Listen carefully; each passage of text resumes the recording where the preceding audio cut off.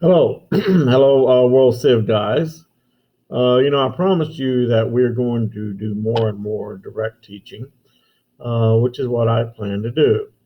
That means me teaching you about the things we need to know about this subject matter. Alejandra, if you're in the building, please call extension 313, Alejandra. Well, that was well timed. I was going to sneeze anyway. And so, yes, today the subject matter is your man and mine, Louis XIV. Louis XIV is a good place to start with modern absolutism. Louis XIV is, if you ever want to talk about what a practitioner, a prototype, a prime example of the idea of the divine rights of kings, you talk about Louis XIV. Louis XIV. But I'll tell you what we're going to do. I'm going to pull up, yes, this. Now, this is a study guide that I've put in your assignments. These are my personal notes.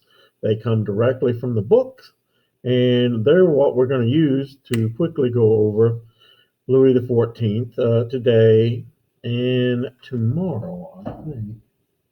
No, just today. Yeah, just today.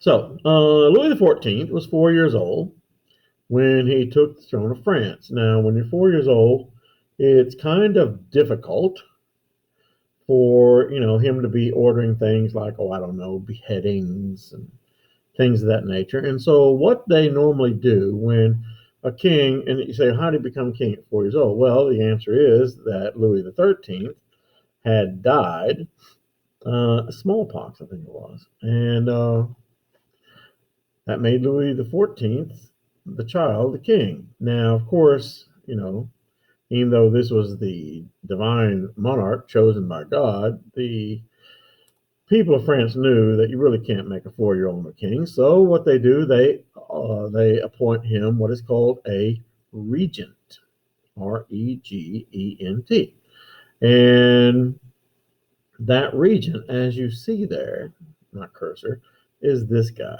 Jules Mazarin. In fact, the Jules Mazarin ruled France literally until Louis XIV was about 21 years of age. Why was Mazarin unpopular? And by the way, Jules Mazarin was a cardinal. And they say, what does that mean? He's a red bird. He loved Louisville. No. He was a cardinal in the Roman Catholic Church. You say, what's a cardinal in the Roman Catholic Church? A cardinal in the Roman Catholic Church is second only to the Pope. When a Pope dies, they call together what is called the College of Cardinals, all the cardinals, and they choose a new Pope. And so, yeah, he's an important guy in the Roman Catholic Church. And so this Jules Mazarin will be the de facto ruler of France during Louis XIV's childhood. And Mazarin was singularly unpopular in France. Why was he unpopular? One, he had a very unpopular tax policy. You say, what does that mean? It means he levied heavy taxes. For example, the gabelle, Gabell. Yeah, no, it's Gabele, the gabelle. You say, what's the gabelle? The gabelle was a tax on salt. Now, why was that tax hated so much? Well, you see, here's the thing. Salt taxing salt is like taxing oxygen because you need salt to survive. A human diet without salt results in death, sickness and death. You say, well, I don't really put salt on my food. Why am I not dead? Well, it's quite simple. Because just about anything that you eat, everything that you eat or drink that is processed contains sodium, salt. Of course, they didn't have processed foods back then, so they had to add their own salt. And so, yeah, not only did the French tax salt heavily, they also owned the salt. They had a monopoly on all the salt mines in France. Also, Jules Mazarin attempted to centralize the government and replace the power of the nobility. And you got to remember that during this time, it was really kind of, we're talking about when Louis XIV was a child now, not when he became an adult, but it was kind of up in the air when he was a child. Who got to run things in France? Was it this king or was it the nobility? Did they have power? Well, this guy Jules Mazarin said all power goes to the king, and that made him unpopular and made Louis XIV unpopular. So unpopular, in fact, there were several attempts on the life of Louis XIV.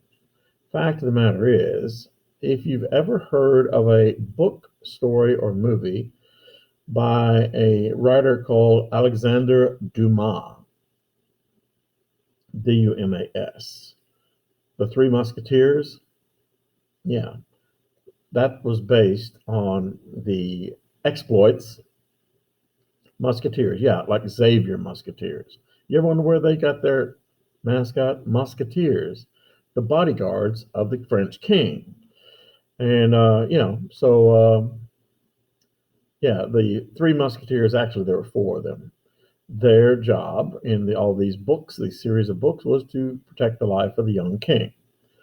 And another thing that occurred to Louis XIV when he was a child was something called the Fronde. The Fronde was an outright rebellion, a rebellion that was so severe that Louis XIV, for a while, had to flee, had to run, had to get in a wagon and leave in the dark of night to get out of Paris because he was afraid he's going to get killed as a child. And these kind of things scar a child. Louis XIV learned to not like Paris.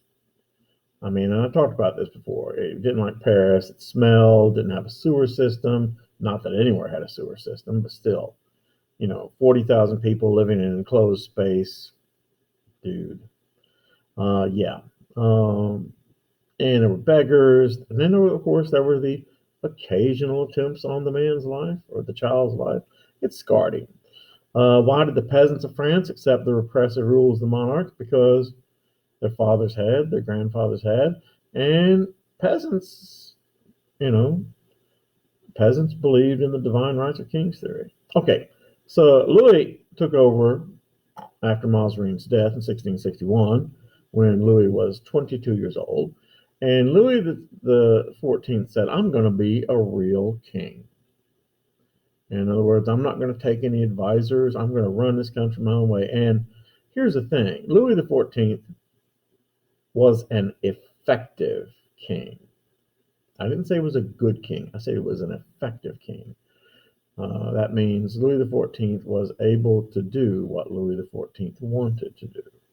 So, intendants, by the way, those were agents of Louis XIV, basically spies, to spy on. You got to remember that France is a big country. It's a big country when you consider they didn't have telegraph, telephone, newspapers, any kind of instant communication. Most roads were only usable about 10 months out of the year. And so, yeah, you could have trouble communicating. And so Louis XIV needed to know what was going on. And so he had these intendants. Oh, look what it says here. I love French. L'Estate c'est moi. I am the state. That was a declaration by Louis XIV that France will have one law, one faith. One king, one law, one faith. I am the state. Yeah. Jean-Baptiste Colbert was Louis XIV's most important governmental official. He was his financial minister, the man who was in charge of raising money so Louis XIV could do all the stuff that he wanted to do, like build the Palace of Versailles. Yes, he was a proponent of mercantilism, which is something we've already talked about. The idea of accumulating power through the accumulation of gold and silver, tax benefits to certain French companies, high tariffs on foreign goods, and established the colony of French Quebec in Canada in 1608, which promoted the fur trade. After Colbert's death, Louis XIV revoked the Edict of Nantes. The Edict of Nantes should be a list on your list of terms. The Edict of Nantes was a declaration that had been passed about 100 years prior that allowed Protestants, called Huguenots, to operate in France without being chased around. But Louis XIV revoked that.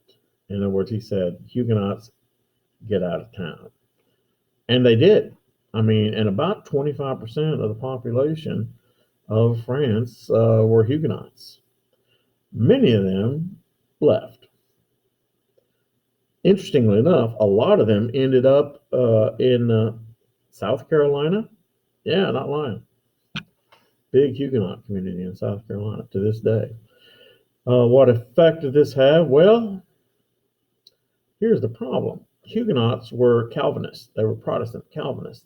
And John Calvin was big on working and making money.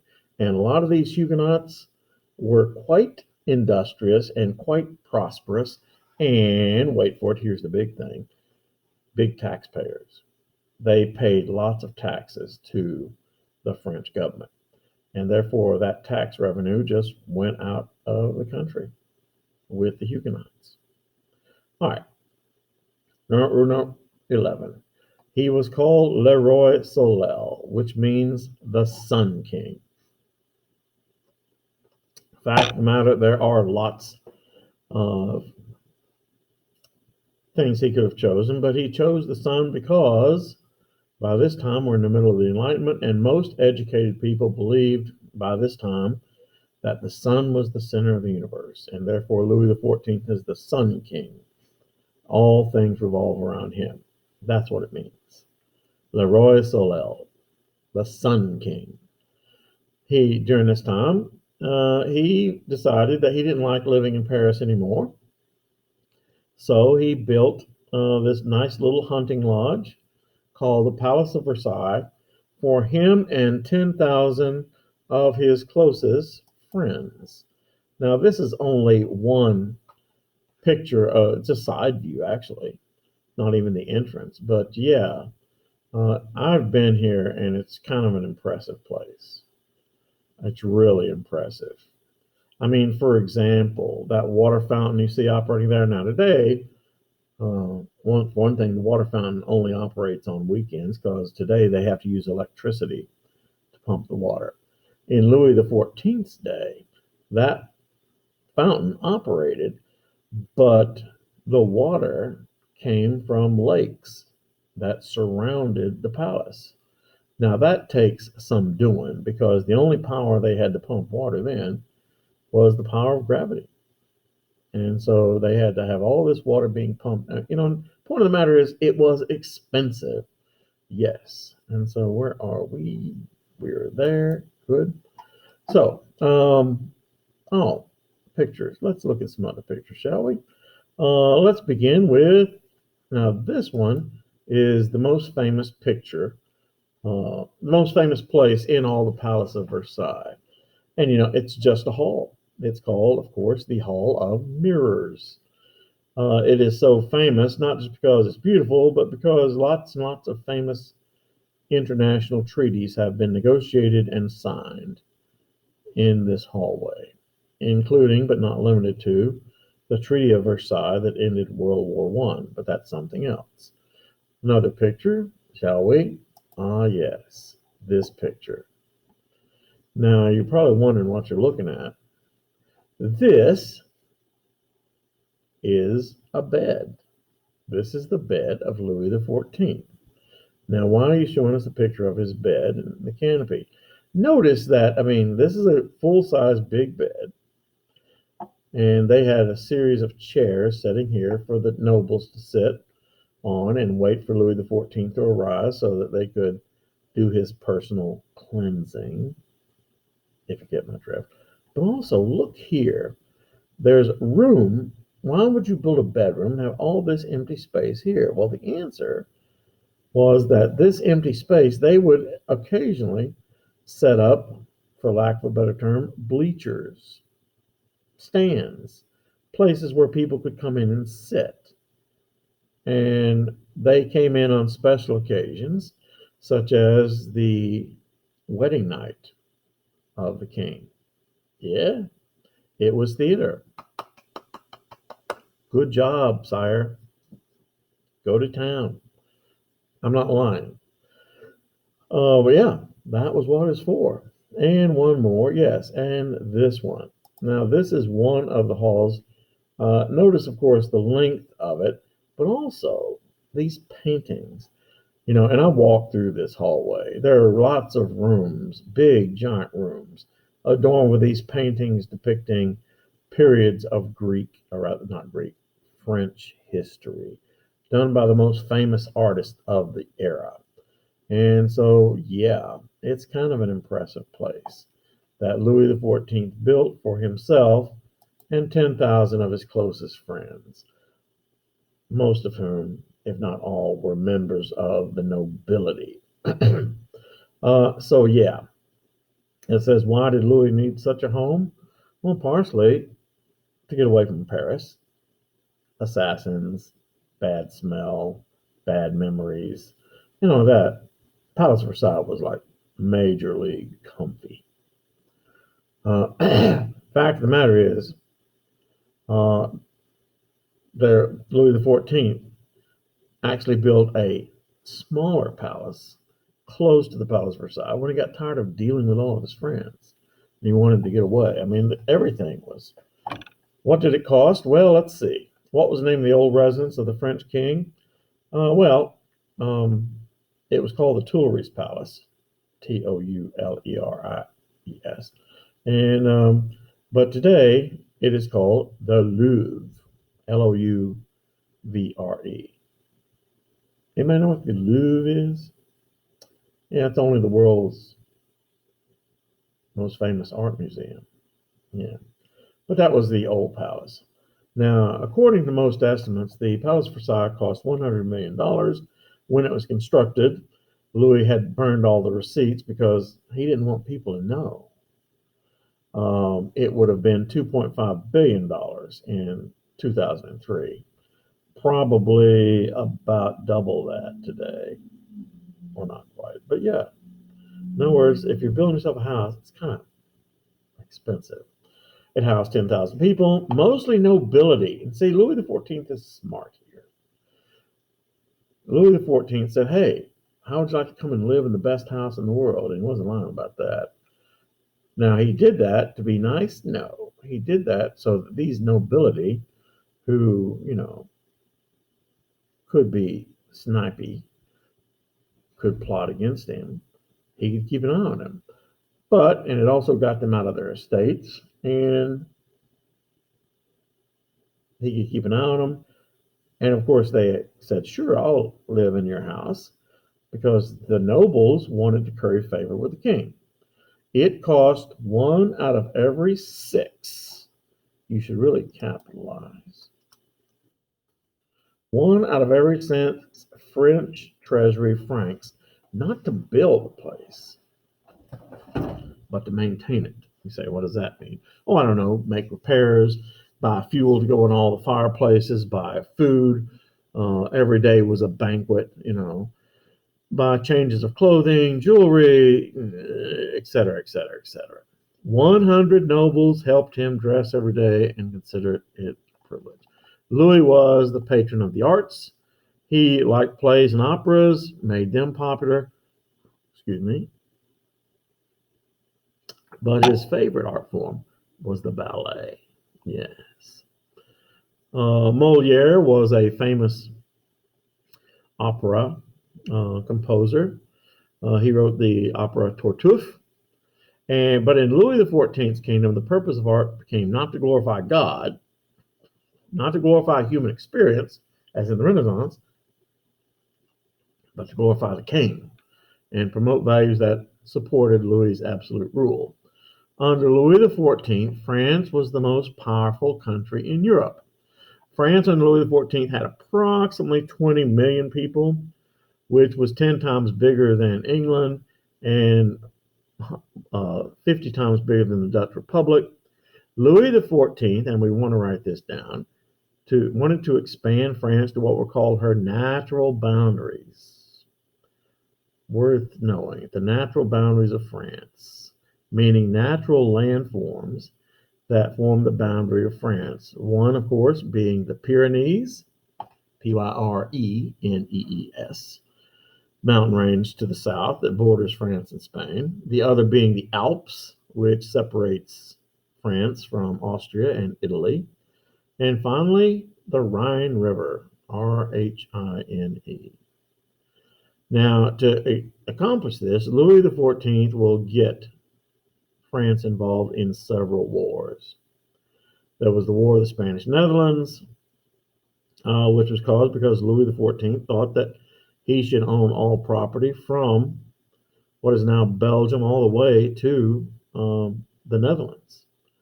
The Dutch, in order to prevent the invasion, flooded their own countryside. They broke open their dikes. It ended with the Treaty of Nijmegen, where France absorbed several towns on the French Comté. Oh yes, the balance of power.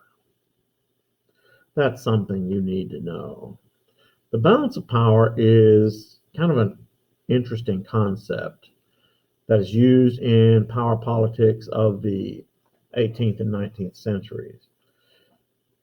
And it goes like this. What if you and 9 of your friends went outside to play basketball? And you choose up sides, and you play basketball for, say, 10 minutes. And the score is 100-2. Now, the reason one plays a game, aside from being a professional or whatever, the reason one normally plays a game is because games are fun. A game which one side is winning 100-2 is not fun for neither the winners or the losers. And so what would you do? Answer, you would choose up sides to make sure that the one side didn't dominate the other. Or it would be like, for example, let's pretend that you and I, went outside. Once again, we want to have fun. You and I went outside to the playground, and there's a seesaw there. I get on one end of the seesaw, you get on the other. Remember, our goal is to have fun. Seesaws do this, right? Or in this case, does it?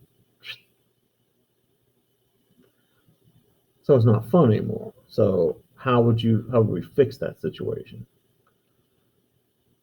Perhaps you might ask some of your friends to come and sit on your side. We won't make a guess as to how many, but you get the point here.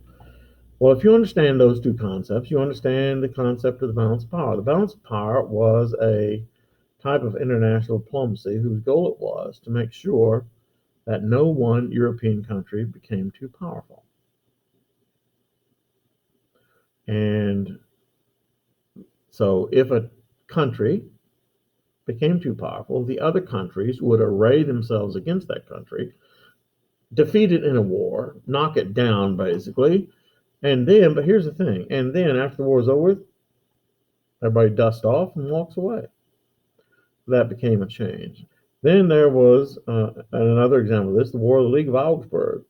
Louis XIV wanted to expand once again into the Netherlands, and a group of European countries led by Great Britain or England joined together to prevent Louis XIV from doing that. They did, and so yeah. But the war that France was involved in was a perfect example of the balance of power in action, was the War of Spanish Succession. What happened was Charles II, the childless king of Spain, died in 1700. And that's been a cause for many wars in Europe, because if there's no heir, there is always the belief, well, maybe I could be king. And so he died childless. The closest relative to the Spanish king was the grandson of Louis XIV, Philip of Anjou. And that idea, though, that Philip of Anjou would, the grandson of Louis XIV, would become the new monarch of France, new monarch of Spain, created the possibility of a combined French-Spanish mega country, which would easily be one of the strongest nations in Europe and would, see the key words, upset the balance of power. So you had England, Austria, Dutch Republic, Portugal, and several smaller nations against France, and the war lasted until 1714 and was very costly. It was finally settled by the Treaty of Utrecht, and here are the terms of that treaty. France and Spain were not united, but Philip, the grandson of Louis XIV, did become King of Spain. Britain took one of the most valuable pieces of real estate in all of Europe, and that is Gibraltar. And when we're in class, if you're not in class, you should look on a map and find Gibraltar. Gibraltar controls the gateway into the Mediterranean Sea from the Atlantic. One day I want to go to Gibraltar and not climb to the summit. No way, dude. It's a hike. But take a cable car up there because they say you can look across on a clear day and see Africa. And it's a rock. It's a rock that goes straight up. Today it's still owned by Britain. Coincidentally, it's more of a tourist attraction than anything. It's kind of like for Brits, it's kind of like Florida. It's where they go to get a sunburn. Not lying, yeah. But I mean, one of the cool things about Gibraltar is that they have these monkeys that thrive there, and they're a bunch of little thieves. Not lying, and they're very clever too. Like, for example, if you're wearing sunglasses or something, and you happen to have, or a hat, and you happen to have in your bag something to eat the monkeys want, they'll come and snatch your hat or your glasses, and then while you're looking for them, another one will come and snatch your bag. Yeah, very clever. And they bite. And the other thing is, because so many tourist people come to the beach and sit down, many of these monkeys have become quite attracted to alcohol. Oh yeah, alcoholic monkeys. Yeah. Anyway, Britain also was allowed an asiento, which allowed Britain the right to sell slaves in the Spanish colonies in America for a period of 20 years. France gave Britain the North American territories of Nova Scotia and Newfoundland. Arcadia, a region that the French called Arcadia. And they moved, and they told these French, you guys can't stay here anymore. Here in Canada, in British Canada, they thought they'd be disloyal. And so the Arcadians had to leave, and the closest French territory that they felt would be safe was in New Orleans, Louisiana. And many of them moved there and settled out basically in the bayou, swampland, where, of course, we Southerners, and I say it because I am a Southerner, we can't pronounce words with lots of syllables. Arcadians. And so they became Cajuns. If you ever wonder where that term came from. The Austrian Habsburgs took the Spanish Netherlands and other Spanish lands in Italy. Prussia was also created as a result of this in 1715. Louis regretted the wars and what they had done to France. On his deathbed, he was reported to have said, "Perhaps I have been too fond of war." Why? Because he left France drained financially, in debt. There was no money for the treasury. Thousands and thousands of French men were dead because of his war. In fact, when he died, there was rejoicing. By the way, Louis XIV died of a venereal disease. Yeah. He thought it was an honor for women to sleep with him. So they did. Anyway, results of his rule: France was now the strongest country in Europe. French were superior in art, literature, and statesmanship. However, the constant warfare was a drain on the French economy, as of course the Palace of Versailles. Resentment over the tax debt would plague Louis XV and Louis XVI and cause the French Revolution. Okay, we won't worry about this. This is when I used to have my own class. But yeah, that's the lesson for the day, boys and girls. I'm going to stop sharing. And yeah, have a good day.